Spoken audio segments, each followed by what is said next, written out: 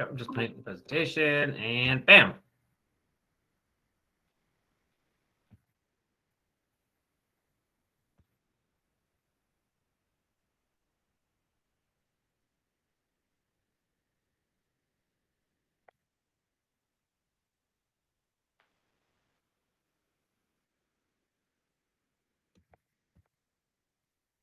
Okay. You guys see?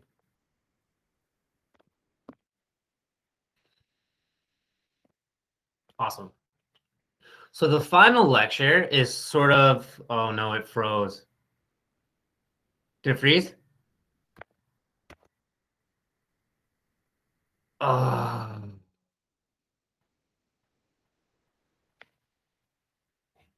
Hmm. Can you guys hear me? Hmm. Okay, wait. I'm gonna turn off my camera and turn it back on. Yeah. How about turn on camera, turn off camera? Oh, so annoying. Okay, I'm gonna go log back out. Sorry, guys.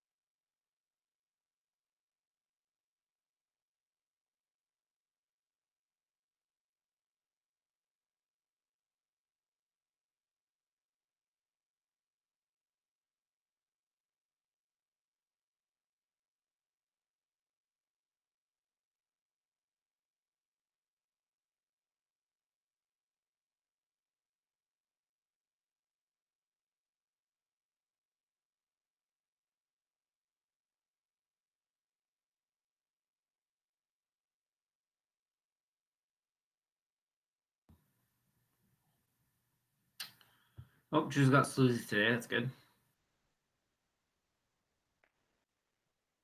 What happened? Yo, I used to rock the sleeveless all the time. Flaunt it. If you got it, flaunt it. I'm not putting it on today. I got work after. Where do you work again? I think you told us last time. I didn't tell you guys. I heard you guys were talking about me while I wasn't here. I work at Good Life though. Oh, good luck. Okay. Yeah, I work at Good Life in the hospital, but Good Life Monday, Tuesday, Wednesday. So Good for you. Thank you. Thank you. Yeah, we should have put together like where we all work on the group chat, and then we just get discounts. So I do it. Is that a thing? We can make it a thing. I'm down. Okay, just playing this up. Sorry, everyone. The figures last class is gonna be stupid. Let's say that. Okay.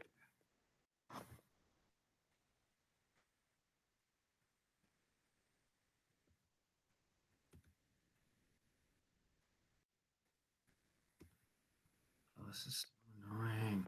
Can't present. Sorry, guys.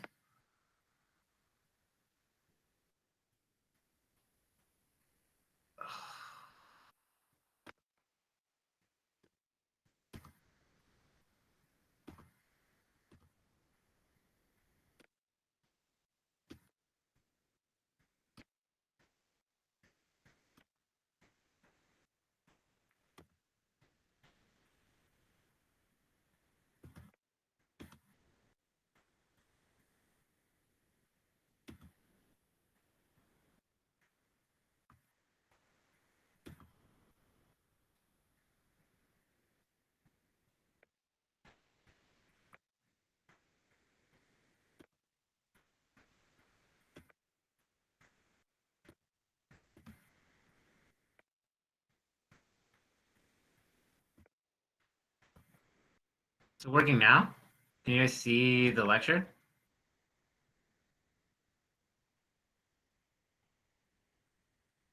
Okay, thank God. Sorry, guys. I don't know. All I did was just log back out, log back in, and then stop presenting, and yeah. Anyway, so today's lecture, like I said, super quick.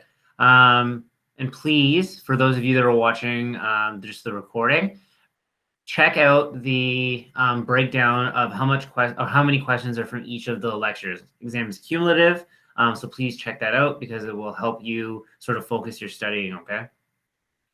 Today's lecture, what we're going to be doing is talking about utilizing whole versus part practice, or trying to figure out the best way to break down a skill, depending on what type of skill it is, to teach or like to have the learners learn.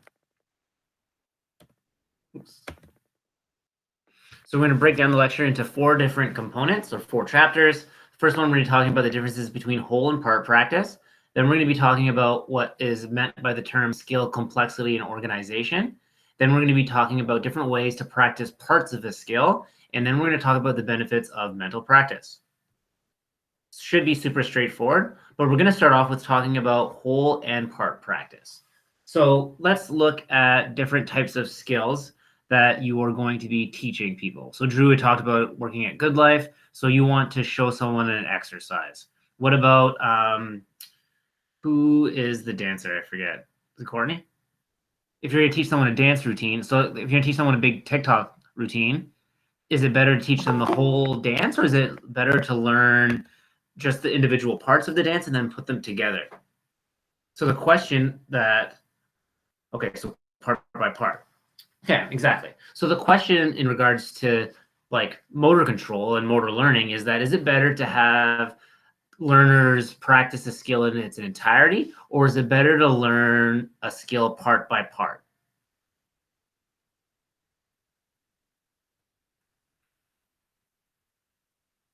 Okay. So actually, for complex things, it is better to learn part by part. But depending on the type of skill and the factors related to the type of skill we're trying to teach is going to let us sort of guide us into whether it's better to teach a motor skill in its entirety or by part. So because we're all thinking about very complex stuff, then yes, part by part is probably, and research has shown that it's probably better. But if skills are not complex, or if all of the parts are interdependent, then we're going to learn that it's actually better to learn it as a whole. And so this is where the question is coming from. It's not about how to learn a large range of information, because we've already talked about chunking and memory. This is about practicing the skill that you're trying to learn. So first, let's define what's meant by whole practice versus part practice. So whole practice would be learning a practice strategy that involves learning the whole skill start to finish and then practicing it start to finish. Whereas the opposite would be part practice, which is what we're all talking about in the group chat. Part practice is dividing up a skill into individual parts and then practicing the parts before putting them together and then practicing the whole skill. So sort of the example I would say would be like dancing. So, or TikTok dances. Is it better to learn the dance routine from start to finish and practice that? Or is it better to learn different parts, practice those individually, and then put it all together? And so what research has shown us is that the decision to practice in whole or in part is going to be based on the complexity and the organization of the skill. Now, we've kind of used similar terms when we talked about difficulty as described by Fitt's Law. Do you guys remember Fitt's Law way back in lecture 2 or 3? Where we had like the equation for the index of difficulty, which was it was the distance between the targets and then the size of the targets.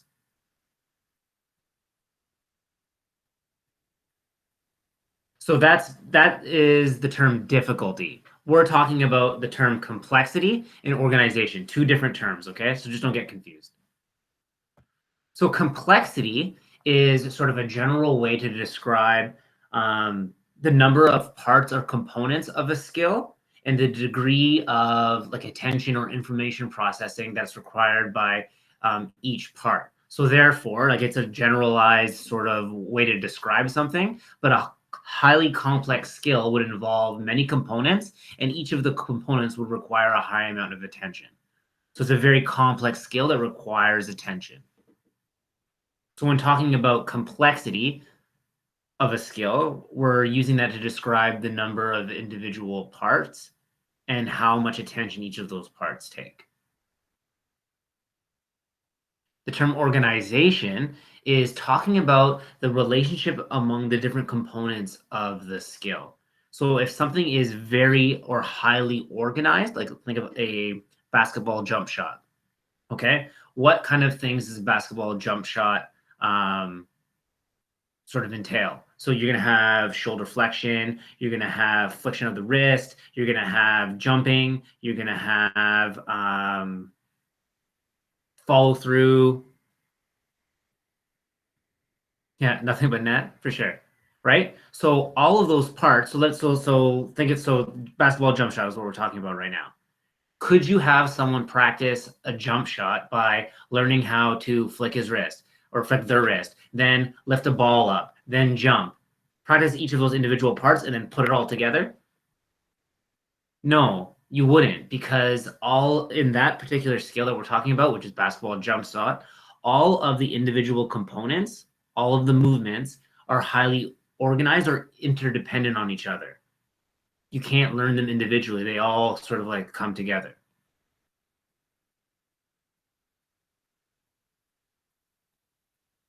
So if things are interdependent, it means that the components are highly organized, meaning you can't very much separate them.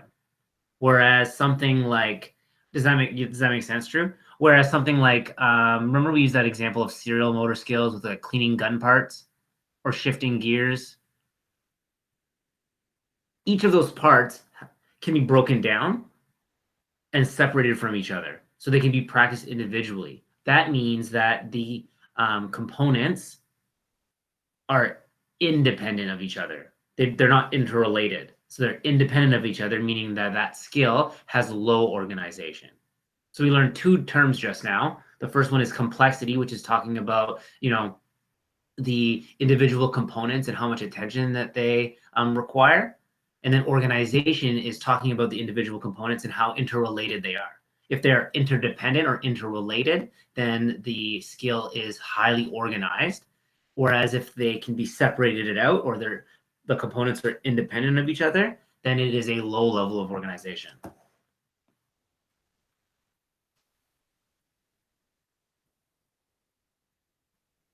So based on where in the spectrum of these two terms your skill that you're trying to teach falls, that's going to tell you whether or not you should do part or whole practice.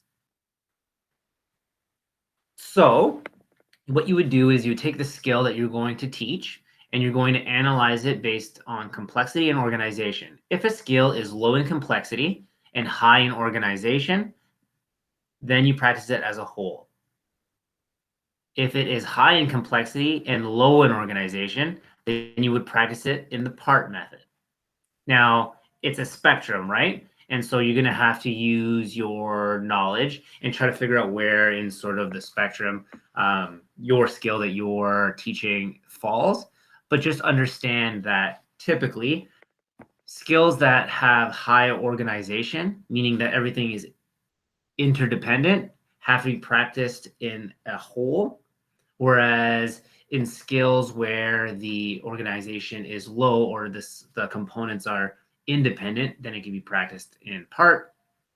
If the complexity of the skill is very, very high, meaning that there is a lot of individual components that require a lot of attention, then the part practice is better because it's almost too much information to take in at once. Whereas if it's low in complexity, then you could practice by the whole method. And that's going to change, right? So think about the ways that we've talked about, classifying motor skills. So discrete skills are typically quicker, right? And so they have low. So typically they are like very quick movements. So you could like what? So think. Give me a discrete skill. Anyone? Drew?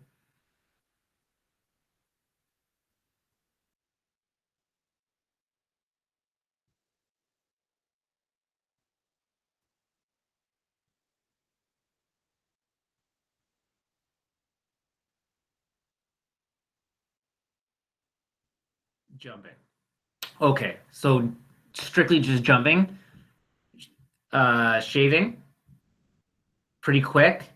So yeah, kicking a ball. So you would not practice running and then swinging your leg and then practice flicking the ball with your foot and then put them together. Typically, with discrete skills, you can argue that they typically fall somewhere into the spectrum of low complexity and high organization. Continuous skills are longer and they have several components. They're typically higher, more complex, and so they would fall more into the spectrum of needing part practice, but it's a case by case basis. So there's no set rule. It's just so layup in basketball be whole practice. I would say so. What you could do, because like it's hard to come up with like situations that are completely discrete. So for a layup, you could practice doing a layup underneath the rim and then add in running. So like a running layup. It's typically going to be a case by case basis. So there's no set rule. I think of a lot of the different things that we're thinking about, like in sporting wise, are typically going to benefit from a part practice sort of like regime, but again, a case by case basis. Is that okay, everyone?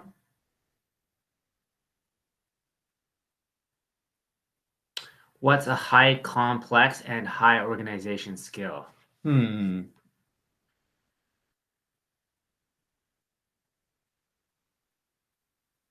What about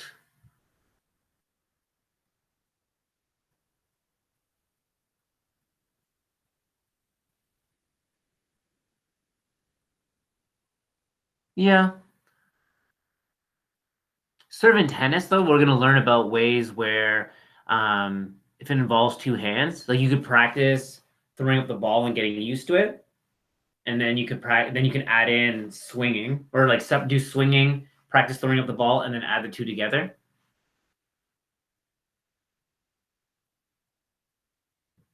It's definitely a case by case basis. And if I was to ask, I can't remember the questions on the final exam, but if I think the questions are more related to what is complex, what is organization. It's not going to be is this motor skill complex, or is it organized, or it wouldn't be like that.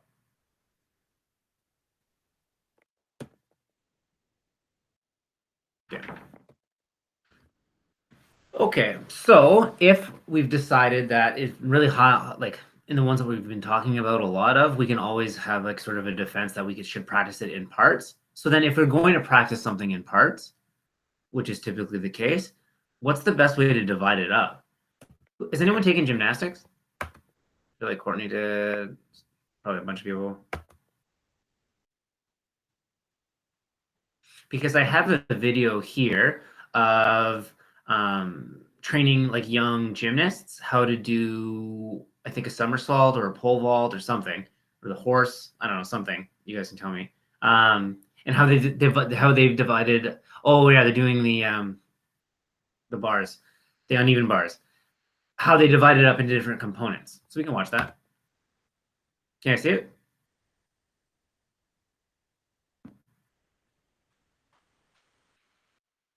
Who did gymnastics? Nick, can you review Graham's shaving and break down for us? Absolutely. Actually, Braden is doing shaving for his assignment.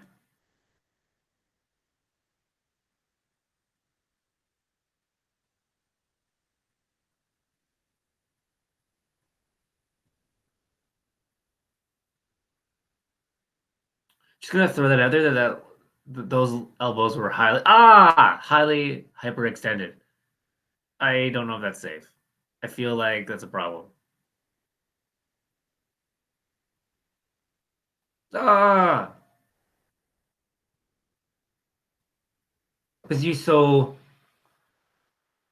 but this is how but see how they have a very complex skill. They're learning it piece by piece. So here's an example of a real life situation where they're teaching learners a motor skill. In this case, it's the uneven bars in gymnastics, and how they've done the individual parts. And then at the end, they're going to add them all together.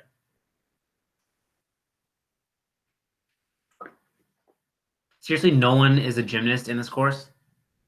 Lies.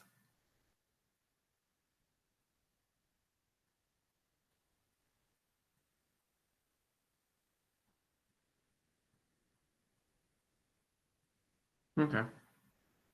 What about dancing? I guess I feel like dancing would be similar, right? Where you kind of break it down.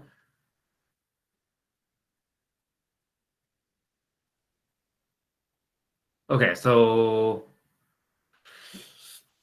Vashnika did it, and she has confirmed that this is how she learned it. So Ryuta is a gamer, and so he does virtual gymnastics.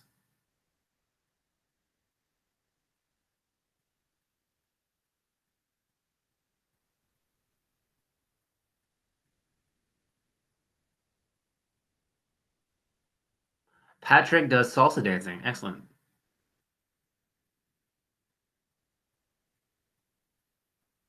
Hopefully you guys are watching this video.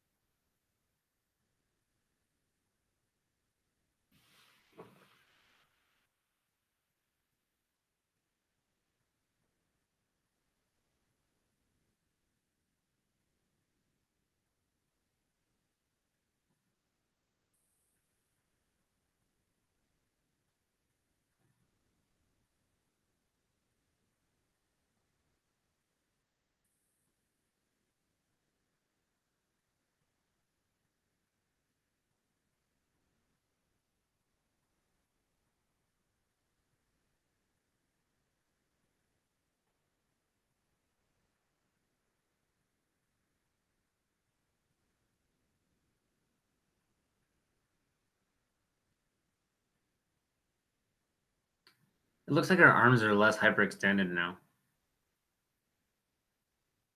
Sweet. And so she was able to do the full flip.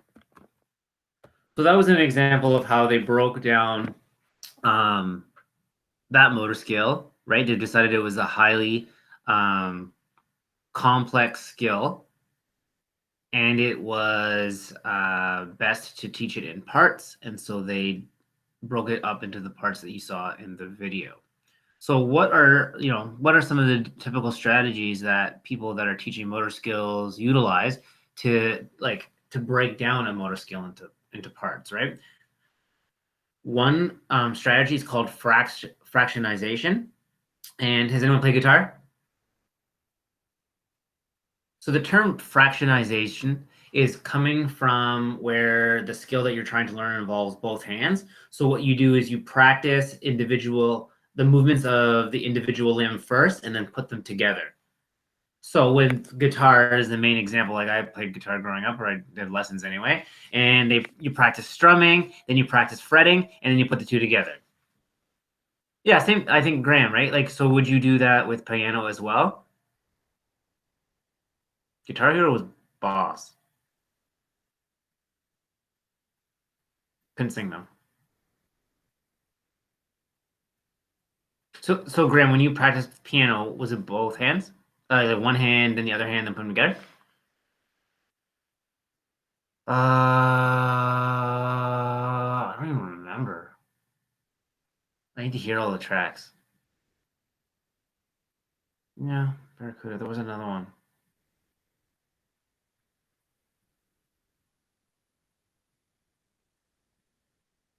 No, none of those. So, oh wait, so Graham confirmed he did. Sorry, I'm going through the group chat, Graham. Yeah. So Graham confirms, so piano being a bimanual skill involving two hands, they learn one hand, then the other hand, then put them together, just like guitar. So where you do that, where you practice the skill individually, you practice the skill with the individual limbs first, that's called fractionization. And it's a super common way to break down a motor skill into components, specifically for asymmetric bimanual skills. And then, right, and then you're adding in the pedals with what Graham's saying.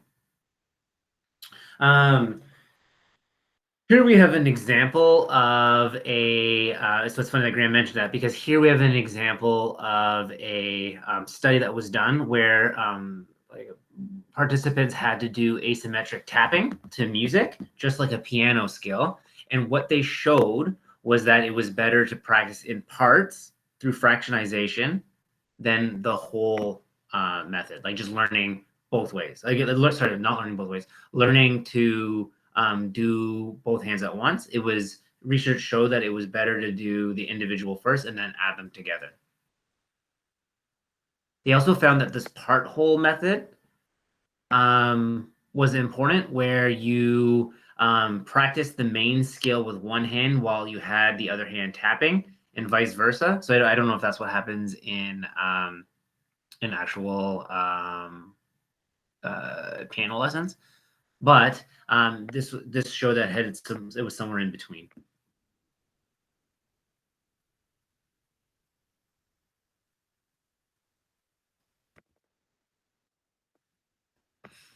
So that was fractionization.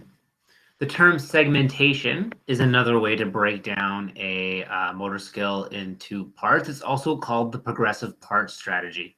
So in this strategy called segmentation, what you do is you practice the first part of the skill, and then you progressively add on another part and then practice that, and then add another part, practice that, and then you continue to do that until the whole skill is learned.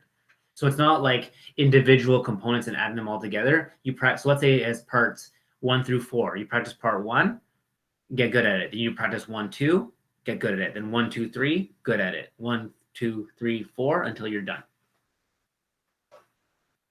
So segmentation is super popular, specifically in dance, because it is utilizing like sort of both methods, right? It's sort of in between. It's also breaking down things into parts, but it's also a bit of the whole practice, because you're going through them all one by one and adding them on. Does that make sense, everyone?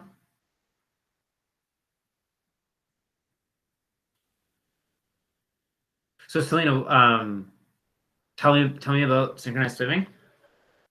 So you guys would do like, part A, and then you would do part A, B, or is that what you mean? Yeah.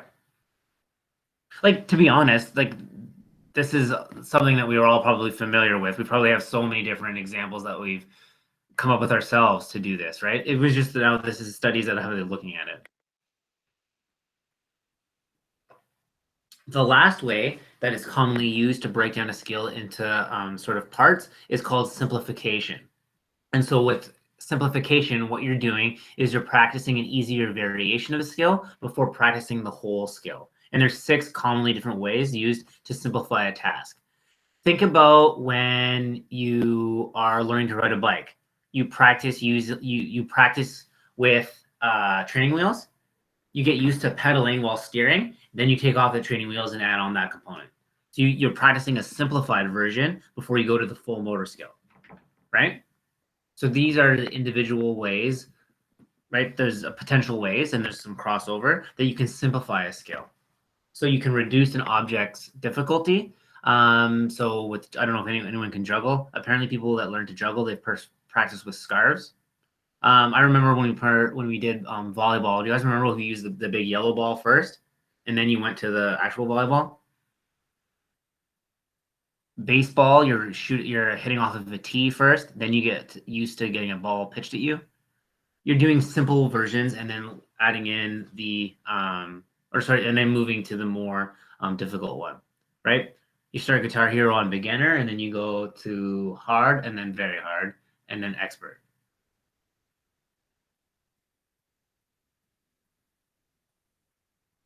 You can reduce attention demands. So the example that I gave you with training wheels, because you don't have to concentrate on keeping your balance because the training wheels are there, you're reducing the attention required. So you can practice on the steering and pedaling. You can reduce movement speed. So with learning a dance routine, you can do things slower and then build up. You can add in auditory cues. So an example that I gave in neuroscience was how you use a metronome to improve gait rhythm for Parkinson's patients. You can try progressive sequences of increasing scale difficulty. So that's coming from Gentile's taxonomy that we learned about in lecture 2 or 1. And then what's real popular right now and moving forward with technology is using simulators and virtual reality, because it's safer and you can simplify it before you get into the like the actual skill. And so, I mean, there's a crossover between all of those. I'm sure we come up with other ways to simplify, but simplification is the third way that's commonly used to break down a motor skill. Any questions, guys? This is an example of a gait assistance device. So it's holding them up. How many of us have seen the bars typically that people use to practice, right? Use the bars, and then they start trying to practice without the bars. Simplification. So if things can't be separated, I just wanted to throw this one out there. Let's say there's a hypothetical situation where a skill can't be broken down. What you could do is you could have them practice the whole skill, but have them momentarily focus. Remember the whole idea of momentary intentions? You can have them focus on one aspect of the skill and build that. So here we had an example of like someone came up with a video game that it was like a ship, and then you had to like mines and control the ship at the same time, where they couldn't divide it up on purpose. But what they did was they had people focus on one aspect, play this game, but only focusing on getting good at steering a ship or dropping the mines. I can't remember specifically what the game was. It was 1989, so it probably wasn't. It was probably like Pong or something. But it showed that if you can't break things down, you can have the people like focus on individual components, and then we'll get better at that individual component.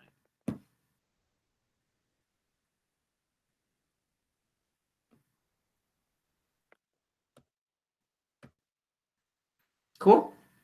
Everyone good? Oh. Everyone good? And so the last part of the course is talking about this whole idea of mental practice. And so how many of us like envision ourselves doing a motor skill before we do it? We use it to motivate ourselves. We think about what we're going to do. And so mental practice can be an effective for a strategy for learning or relearning motor skills. And so let's learn about that. So, as a definition, mental practice is the cognitive rehearsal of a physical skill in the absence of physical movement. So it's complete mental practice. So it comes into two forms. You can be thinking about the cognitive or procedural aspects of a motor skill, or you could be engaging in visual or like kinesthetic imagery of you performing the skill. So you can envision yourself doing it, right?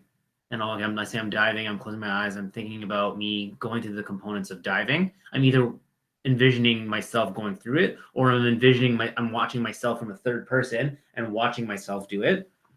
That's kinesthetic, that's imagery. Whereas when we're talking about the first example, thinking about the cognitive and procedural aspects of a skill, it means mentally just sort of like remembering the skill itself. So not imagining yourself, but thinking about the different components. Both count as mental practice, but they're the two different forms.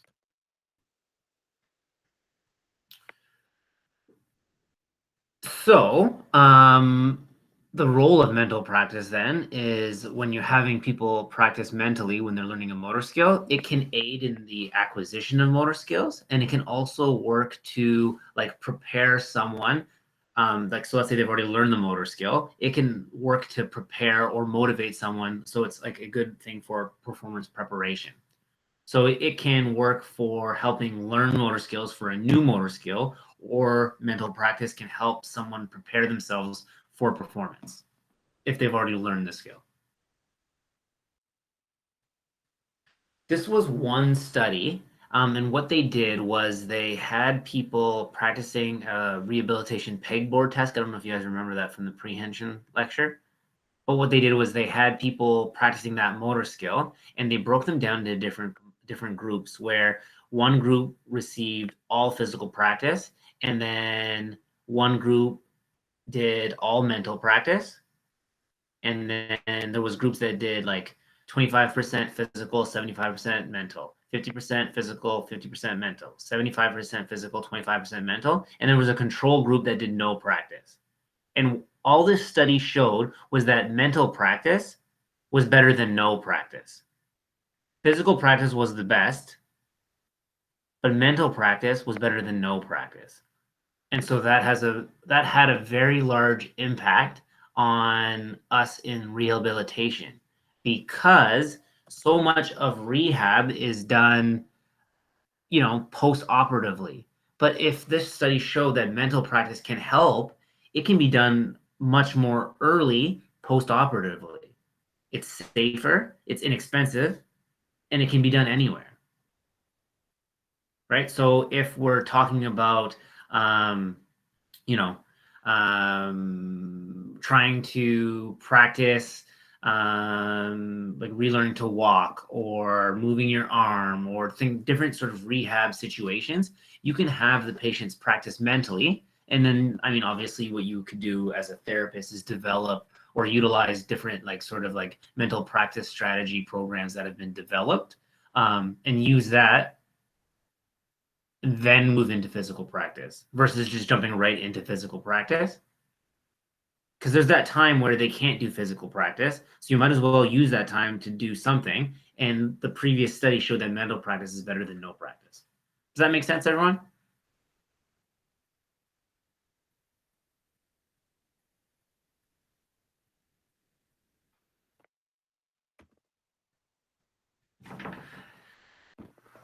So mental practice is super important when rehabbing an injury. It's also really, really important in athletics, specifically with sort of like performance preparation. So like, how many of you guys have seen like different athletes like practicing rhythm, or they're prepping themselves for the game, right? They practice dribbling, they're pretending like they're going around people. Or if here we have an example of any Habs fans.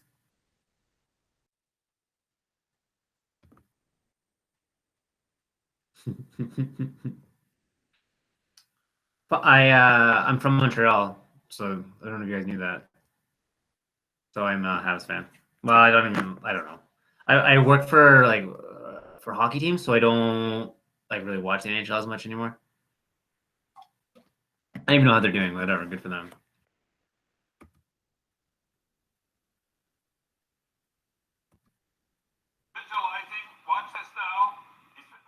Yeah, see this? So this is an example of an athlete. In this case, it was Mike Camilleri way back in the day. But he's practicing like his plays from the power play.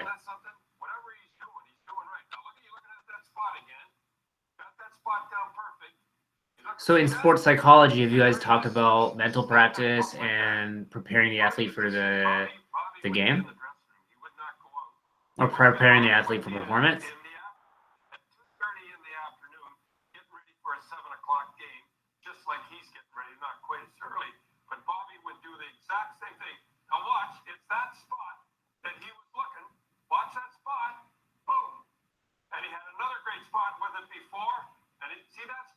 That's his spot visualizing.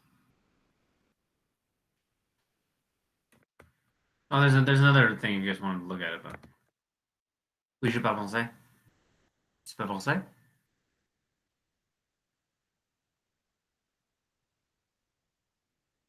Je suis de Montréal, mais j'allais ici quand j'ai 8 ans. You don't speak French.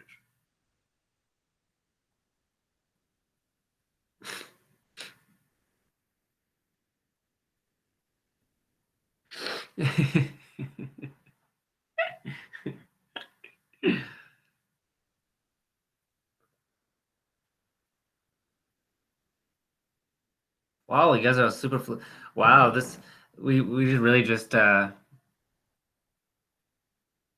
sure.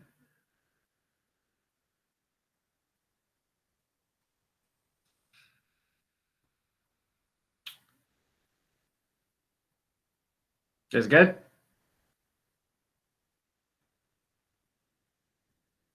Nice. Hey, Courtney did 13 years of French immersion. Okay, go Courtney. French immersion is actually French, where I'm from Montreal, so it's half French, half English.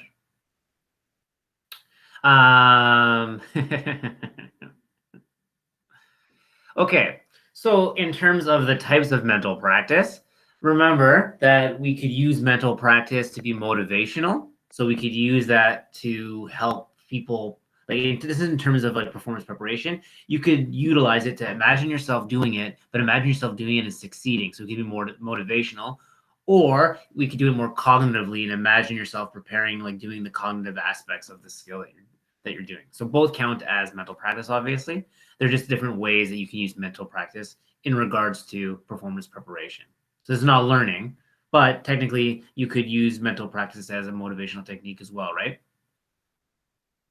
Now, research has looked at different, like sort of describing different motor skills to try to understand which would benefit more from mental practice. And they really haven't had sort of a consolidation on which is good, but they have shown that mental practice is better than no practice at all. So what are some of the reasons why you could think that mental practice would work? So in learning or in preparation? There's 3 different hypotheses, and there's probably a component of each. The first one is the neuromuscular hypothesis that show EMG recordings in the muscle, small ones, during mental practice. So maybe it's priming the neuromuscular system in the way that it's going to be utilized during like actual physical practice. There's the brain activity hypothesis. So by utilizing the mental practice, you're activating the parts of the brain that would be activated during actual physical practice.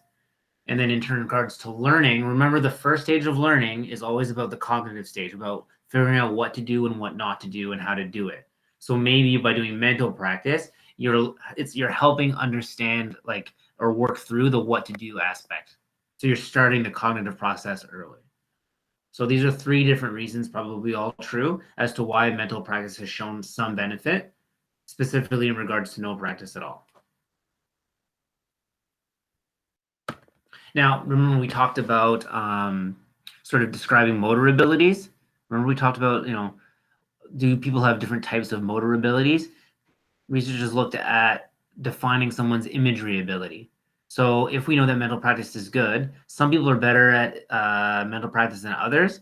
Now, is that related to like their imagery ability? Were they better at like imagination when they were a kid? It's hard to sort of understand. And if you could grade someone's imagery ability, you could have them like figure out, or you could teach them to be better at it, right? But research couldn't come up with sort of like a rule for what parts are required to have a good imagery ability. But this was the imagery scale that they suggested in that research. Point home being specifically that mental practice is better than no practice, and you can utilize it to learn a skill or prepare yourself for a skill you've already learned. And if you're preparing yourself, you can utilize mental practice to be motivational or actually use it to cognitively prepare yourself. Any questions, guys? Was that super complicated at all or whatever?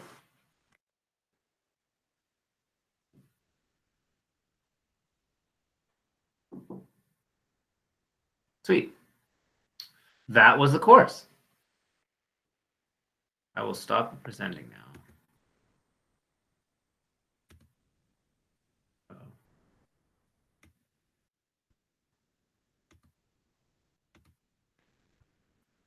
So what do you guys think?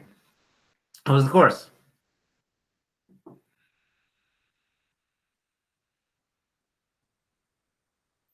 The course was super good. Like I said, it was So just good. overall there's like a lot of similar terms. So that's the only thing there that's like I can't think of any on the spot because like I don't really know, but there's a few that are like super similar. Any ways that you would change the course? I thought about maybe adding 2 midterms. The only reason why I didn't do that was because we would have lost a class for this year. I like it how it is now, honestly. I don't see any problem. It's like going or like in Revolve's like all the labs, classes, I feel like it was structured fine and it wasn't anything bad there. Okay. How did you? So one pet peeve of mine is when you guys have when I was in school and I had like an assignment that was worth 2%, but it took like 3 days to do. It was like it's useless. So I was hoping that because the labs aren't worth a lot, that they didn't take too long to do. How on average did you guys like take?